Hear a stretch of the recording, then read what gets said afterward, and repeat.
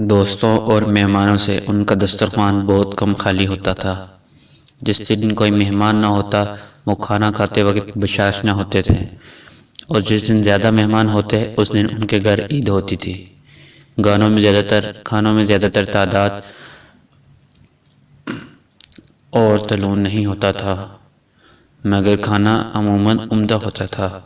اگر کسی موقع پر کھانا عمدہ نہیں ملتا تھا تو جیسے مل جاتا تھا خوشی سے بغیر ناک منہ چڑھائے سیر ہو کر کھا لیتے تھے۔ فصل کی ترکاریاں اور فواکہ خصوصاً آم اور خربوزے نہایت مرغوب تھے۔ سنا ہے پہلے خوراک زیادہ تھی مگر بڑھاپے میں بہت گھٹ گئی تھی۔ البتہ بعد کھانا کھانے کے بعد کوئی پاؤ سیر دودھ دونوں وقت بلا ناغہ پی لیتے تھے۔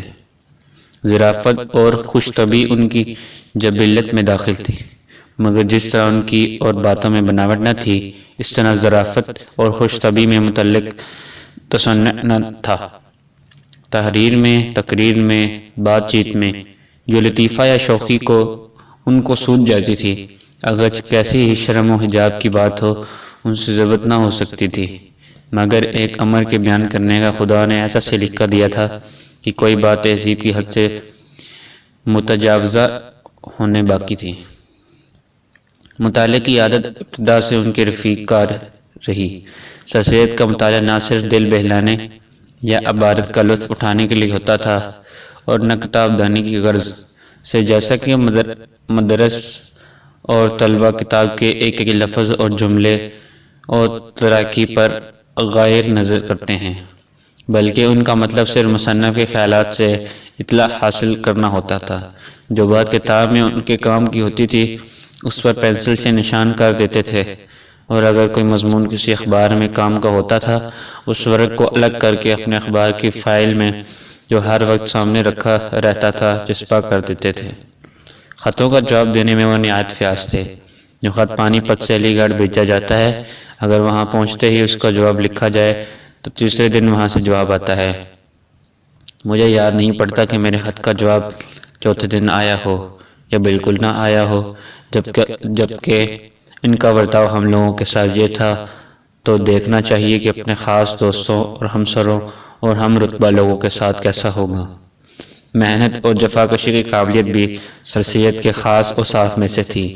قطعی نظر اس کے کہ ابتدا سے ان کو کام کرنے کی عادت رہی، ان کی قوا میں فطرتاً مشکلات کے برداشت کرنے اور کسی کام سے ہمت نہ ہارنے کی لیاقت اور استعداد رکھی گئی تھی، اور ظاہراً ان کی غیر معمولی ذہانت بھی ان کے دائمی غور و فکر اور دائمی محنت کا نتیجہ تھی، کیونکہ بچپن میں جیسا کہ خود سر سید کے بیان سے معلوم ہوا ہے، وہ با اعتبار ذہانت وجودت کے اپنے ہم چشموں میں کوئی زیادہ امتیاز نہ رکھتے تھے، مگر چونکہ انہوں نے اپنے تمام قوا سے جو خدا تعالیٰ نے ان کے نفس میں دویت کیے تھے پورا کام لیا تھا، اور اس لیے ان کے ذہن و حافظہ اور عقل سب کو جلا ہو گئی تھی۔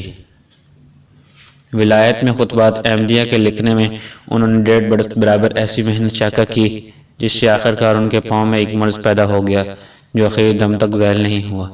جس زمانے میں سائنٹیفک سوسائٹی کا مکان بنوا رہے تھے، سخت گرمی کا موسم تھا، شام تک لو چلتی تھی، اور کچہری سے آ کر خس کی ٹٹی اور پنکھا چھوڑ کر سیدھے سوسائٹی پہنچتے تھے اور عصر اور مغرب کی نمازیں وہیں پڑھتے تھے۔ وہ ہمیشہ جب کام سے خالی یہ ہوتے تھے، ہنسی دل لگی اور دوستوں کی صحبت سے اپنے دل کو خوش کرتے تھے۔ بچوں سے، بوڑھوں سے، جوانوں سے، دوستوں سے، ملازموں سے ہنسی اور چغل کیے بغیر نہ رہ سکتے تھے۔ یہی زندہ دلی تھی جو ان سے سخت محنت کرتی تھی اور تکان اور ماندگی اور ملال و کلال کو کبھی پاس نہ آنے دیتی تھی۔ بعض اوقات ان کے ماتحت یا ملازم جن سے بے تکلفی تھی ان کو ایسا جواب دیتے جن سے انہیں شرمندہ ہونا چاہیے تھا، مگر وہ کبھی برا نہ مانتے تھے بلکہ خوب کہہ لگاتے تھے اور خوش ہوتے تھے۔ غرض یہ کہ سر سید نے تا بمقدور کبھی رنج و غم کو پاس نہیں آنے دیا۔ بیرون جات میں، آبادی میں، جنگل میں، جہاں کہیں ہوئے انہوں نے اپنی خوشی اور دل لگی کا کچھ سامان ضرور مہیا کر لیا۔ وہ اپنی باتوں سے نہ صرف بڑوں کو بلکہ بچوں کو بھی تسخیر کر لیتے تھے، یہاں تک کہ جو وحشت بچوں کو بڑے بوڑھوں کی صحبت سے ہوتی تھی وہ ان میں باقی نہ رہی تھی۔ راست بازی اور وہ تمام اوصاف جو ایک راست باز آدمی میں ہونے ضروری ہیں، جیسے صدقہ مودت، حمیت، دلیری اور آزادی وغیرہ، اس شخص کی خصوصیات میں سے تھے۔ اس شخص نے اگر سچ پوچھیے تو اپنی آزادانہ تحریروں سے اردو لٹریچر میں آزادی اور سچائی کی بنیاد ڈال دی۔ اس نے لوگوں کو مجبور کیا کہ سچ بات کہنے میں کسی کی طعن و ملامت سے نہ ڈریں۔ جب بات اس کو حق معلوم ہوئی، اس کے کہنے میں کبھی اس بات کا خیال نہیں کیا کہ دنیا میں کوئی دوسرا شخص بھی اس بات میں اس کے ساتھ اتفاق کرنے والا ہے یا نہیں۔ سر سید کی کوئی بات اس سے زیادہ شوق نہیں گزرتی تھی کہ ان پر راست بازوں کے خلاف کوئی الزام لگایا جائے کہ یہ شخص فی الواقع راست بازی کو اپنا دین و ایمان سمجھتا تھا۔ سر سید جیسے خود راست باز تھے، اسی طرح راست بازوں کو دل سے قدر کرتے تھے۔ دوسرے محبت اور التفات کا مادہ سر سید میں معمولی آدمیوں سے بہت زیادہ تھا، اور اسی لیے ان کے تمام تعلقات میں محبت کا ظہور بدرجہ غایت پایا جاتا تھا۔ سر سید کو ہمیشہ اپنے کنبے کے ساتھ حد سے زیادہ لگاؤ رہا۔ بھائی کی موت کا صدمہ ان کو 20 برس نہیں بھولا۔ سنا ہے کہ ان کے عزیزان کے سامنے بھائی کا ذکر اس لیے نہیں کرتے ہیں کہ ان کا داغ تازہ ہو جائے گا۔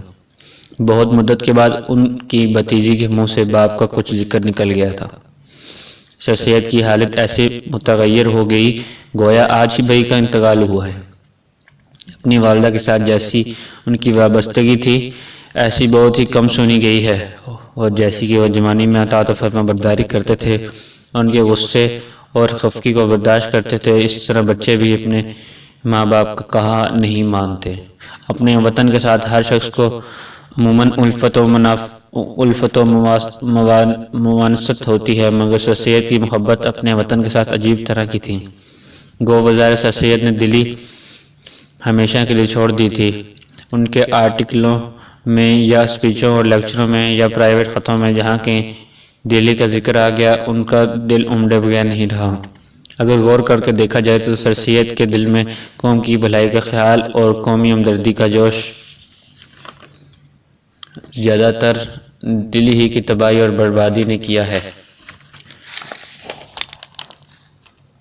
سر سید جیسے ذکی الحس آدمی کے لیے یہ انقلاب ایک تازیانہ نہ تھا۔ ولی کا سناٹا دیکھ کر ایسی چوٹ ان کے دل پر لگی جو رفتہ رفتہ اور آخرکار ناسور بن گئی۔ جو برتاؤ سر سید کا دوستوں کے ساتھ تھا وہ اس زمانے کے دوستوں سے بہت نرالا تھا۔